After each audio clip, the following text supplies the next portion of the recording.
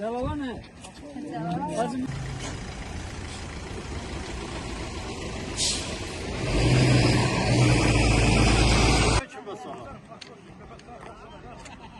Ha biz ile İngilizce bak düşük yerleri lazım. Aşağıda.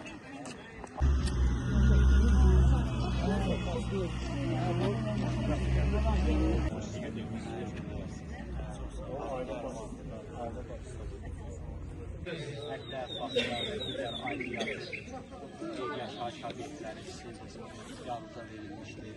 Bunu deyirəm ki, sizlər o keçdiyiniz ağlı adlı günləri burada oldu, yeni həyata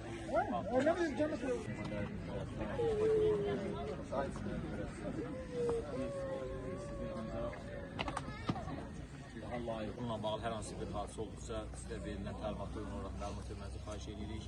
Otak təkmilsə mərasimi həyata keçirilir. Bir daha hər kəsi təbrik edirəm.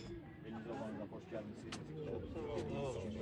Həmin xüsusi nümayəndəliyin Üzərində bağlanan faktlar. Bunların heç bir olmaz. Ərazidə səyahət etdiğin zaman, arasa səfər etdiğin zaman anında biz oraya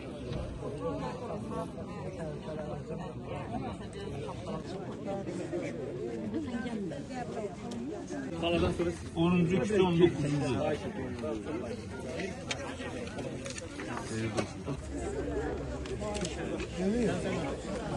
Hayır. Açar memlekinde var. Hadiye Musa. Ha. Geçelim bakalım. Hazır bakalım.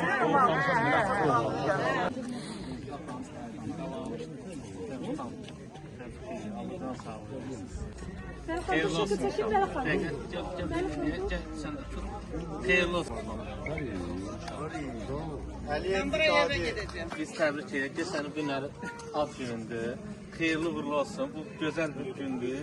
Bugün sən öz mənzilinizin açarını alırsan. Daimi düşərli, uğurlu, xeyirli olsun.